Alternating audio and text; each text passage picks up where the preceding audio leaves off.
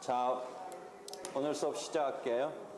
우리가 강제 집행의 요건이 있고, 그 다음에 강제 집행 개시의 요건이 있다. 요건 그냥 이론적인 거예요. 이론적인 거. 요거는 이제 실정법상의 요건인데, 집행 권한이 있어서, 판결과 같은 집행 권한이 있어서 이제 이 집행을 개시하려는데, 시간적인 이제 상황이 흘러가겠죠. 판결은 변론 종결시를 기준으로 권리 의무가 확정된 거죠. 그래서 이제 그걸 갖고 집행을 하려니까, 집행하러 가려고 하니까 이 판결에 적혀 있는 거와 지금 며칠 전이랄까, 몇 달 전에 그거와 지금 거가 변동이 있을 수 있는데, 하여튼 변동이 없다면 그냥 집행문을 부여받아서 일로 가면 되죠. 그런데 그 변동이 있다든지, 아니면 여기에 조건 같은 게 넓은 의미에 있다는 조건이에요. 넓은 의미의 조건 등이 있었다든지, 또는 그 주체 같은 것에 변동이 있었을 때에 있어서는 이러한 우리가 단순한 집행문 말고 조건 성취 집행문이라든지 아니면 승계 집행문을 받아야 한다라는 것이죠. 그렇게 해서 예컨대 판결의 경우는 집행문을 붙인 이 집행 판결 정본을 가지고 강제 집행 개시를 신청하는 거죠. 신청. 이런 지금 시간의 흐름, 절차의 흐름을 머릿속에 익히고 있어야 돼요. 이렇게 해서 신청을 하는데, 이 조건 성취 집행문과 관련해서는 몇 개 검토할 일이 있죠. 지금 전회로 가야 되는데 이 전께 없네. 전께 없어. 그래서 저번 때 보면은 정지 조건 같은 경우 걸려 있을 수도 있고, 넓은 의미의 조건이에요. 조건에는 그러니까 상환 이행적인 어떤 그런 내용이 걸려 있을 수도 있고, 선 이행적인 이런 것 등이 걸려 있을 수도 있다고 그랬죠. 넓은 의미의 조건이니까. 그래서 정지 조건이 걸려 있으면 그 조건이 성취된 것을 나타내 줘야 되는데, 그런 경우에 있어서 이제 이게 집행문 부여의 요건이냐, 집행 개시 단계에서 갖춰야 되느냐 등과 관련해서, 선이행은 먼저 이행해야 되니까 집행문 부여 단계에서 갖추면 되는데, 상환 이행할 동시 이행의 경우는 집행문 부여 단계에서는 굳이 안 해도 그냥 집행문만 받고, 단순한 집행문을 받고, 집행 개시 단계에서 내가 이렇게 내 것을 이행했다라고, 그러니까 상대방 내가 집행하겠다라고 하는 집행 개시의 요건이 된다라고 그랬죠.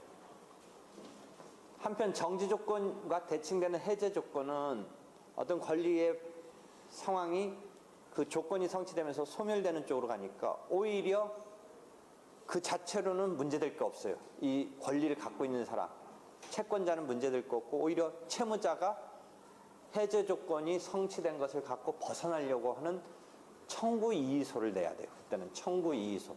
해제 조건의 경우는 이 채권자가 뭔가 집행문을 부여받는다든지 집행 개시 신청을 할 때 그런 것에 대해서 성취된 것을 뭔가 제시해서 인정돼서 절차를 밟아야 된다, 이런 개념이 있는 게 아니라, 해제 조건의 경우는 그 자체로 권리가 쭉 완벽한 의미는 아니지만 뭔가 조금 불안은 하지만 쭉 권리가 있는 것처럼 되다가 만약 해제 조건이 성취됐다면 이 채무자 측이 그게 조건이 성취됐으니까 네 권리는 이제 소멸되는 것이다.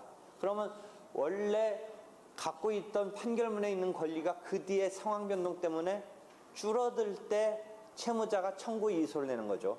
민사집행법 44조의 청구 이의소는 변론 종결 시점 이후에 판결문은 변론 종결 시까지 갖고 있는 상황을 반영해서 어쩌고저쩌고 하고 있는데 그 종결 시점 이후에 나타난 상황 갖고 판결문에 있는 그것을 갖다 축소하는 쪽의 입장에서의 채무자가 내는 소송이 그 청구권의 소멸, 뭐 일부적인 것이든 전부적인 것이든 청구권의 소멸을 갖고 끌어내리려고 할 때 집행법에서 집행법상의 소송으로 청구 이의소를 채무자 측이 채권자를 상대로 내는 것이다가 그 개념이죠. 그러니까 해제 조건의 성취는 채무자가 증명 책임을 지면서 그것이 증명되면서 거꾸로 채무자가 채권자를 상대로 청구 이의소로서 벗어나고자 하는 이런 형태의 소송을 하게 될 것이다라는 거죠. 이해되겠어요? 그런 거죠. 반면 상환 이행적인 것인데 불구하고 의사의 진술을 명하는 판결은 예컨대 중도금 잔대금 뭐 1,000만 원을 주고 이전 등기를 받아라 라는 이전 등기 의사의 진술을 명하는 판결에 그 상환해야 되는 자기도 주어야 되는 부분이 걸려 있을 때에 일반적인 금전에 있어서 줄 거 주고 이전 등기를 받아라라는 형태에 있어서 의 형태에서는 똑같은 것 같지만 인도 청구에 대해서 상환이행이 걸려 있는 거랑 의사의 진술을 명하는 거에 상환이행이 걸려 있는 것이 이 집행법에서 틀리게 작동하죠. 인도 청구를 받기 위해서는 이제 너도 상환으로 동시에 1,000만 원을 주고 그 물건을 인도받아라 라는 것은 상환에 있어서 이제 집행을 개시할 때에 자기 줄 거 주면 되는 집행 개시의 요건이 되는데 이전 등기에 있어서는 그게 그렇게 되는 게 아니라 집행 들어가면서 집행이 완료되니까 집행 개시 이전에 집행문 부여 단계에 있어서 그 줄 거를 1,000만 원이면 1,000만 원을 주어야지 그 집행을 할 수 있게 되는 그런 속성이 있다. 의사의 진술을 명하는 판결에 있어서는 그런 집행의 어떤 특별한 속성상, 그러니까 의사의 진술을 명하는 거는 확정된 판결을 갖고 그대로 집행을 하는 거예요. 그 시간적 간격이 없어요. 사실상 이제 시간적 간격으로 우리가 느껴지는 건 등기부에 올라가는 것 때문에 느껴지는 거지만 그 판결 자체가 의사의 진술을 명하는 그것을 가름해 주는 거거든요. 그 판결의 주문이 원래는 공동으로 가서 신청을 하는 그 한 명의 의사, 등기 신청의 그 의사를 그 판결이 대신해 주는 거니까 판결이 확정됨으로써 집행이라는 어떤 시간의 흐름은 이 의사의 진술에서는 그런 상황은 없는 건데, 그러니까 이걸 더 끌고 와서 이 집행 개시의 요건 단계까지 막 와가지고 이런 상황을 설정하는 게 아니라는 거죠. 그러니까 집행문 부여 단계에서 집행을 하기 위해서는 의사의 진술을 명하는 판결에 대해서 자기가 할 일은 돈 줘야 되는 1,000만 원은 주어야 되는 집행문 부여의 요건이 된다라는 것이죠.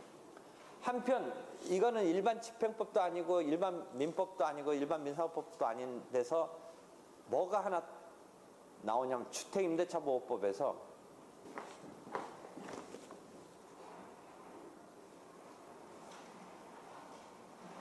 3조의 2의 1항 3조의 2의 1항 보면 임차인이 임대주택에 대해서 보증금 반환 청구 소송이다. 임차인의 입장에서 보증금을 받아야 되는데 이 보증금 받기 위한 판결까지 있어서 집행을 하려고 했을 때 41조 아까 집행 개시 요건에 관한 41조에도 불구하고 반대 의무의 이행이나 이행의 제공을 집행 개시의 요건으로 하지 아니한다. 그러니까 이 사람을 보호하려고 하는 거네. 보증금 돌려받아야 되는데 자기가 돌려받기 위해서 그럼 건물을 넘겨주어야 되느냐, 그 빌렸던 건물, 사용했던 건물 넘겨줘야 되느냐 보면서 그러하지 않다.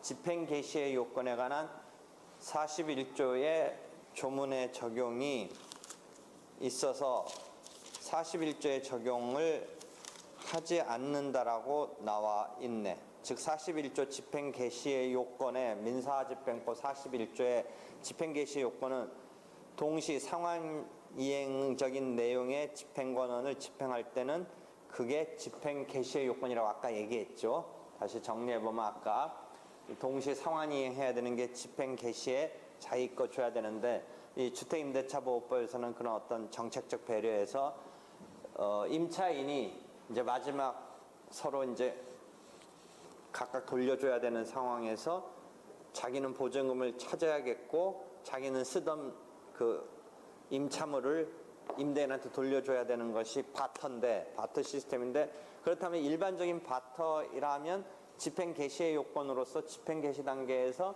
넘겨주고 보증금 집행을 할 수밖에 없는데 41조 민사집행법의 적용이 없는 것으로 해서 자기가 물건을 쓰던 물건을 돌려주지 아니한 채 집행 개시 신청을 그 보증금 반환 청구에 대해서 승소했던 판결을 갖고 집행 권한으로 해서 집행 개시를 들어가도 된다.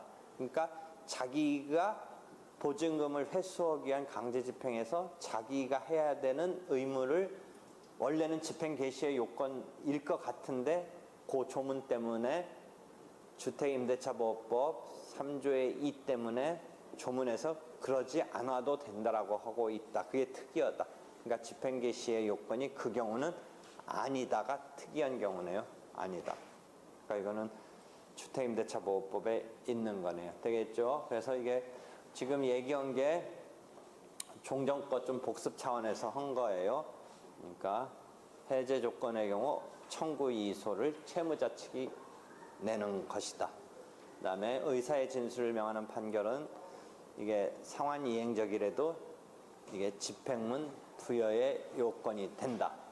그다음에 주택 임대차 등에 있어서 보증금 반환 청구와 그 물건을 사용하던 물건을 돌려줘야 되는 것이 상환 이행적으로 걸려 있는 확정 판결을 갖고 있어도 보증금 자체를 집행함에 있어서는 그때 물건을 넘겨줘야 되는 것은 집행 개시의 요건이 아니다. 이렇게 되어 있다라는 거죠. 그 두 개가 특이한 거네요. 됐죠? 그래서 그 정도 다시 정리하고요.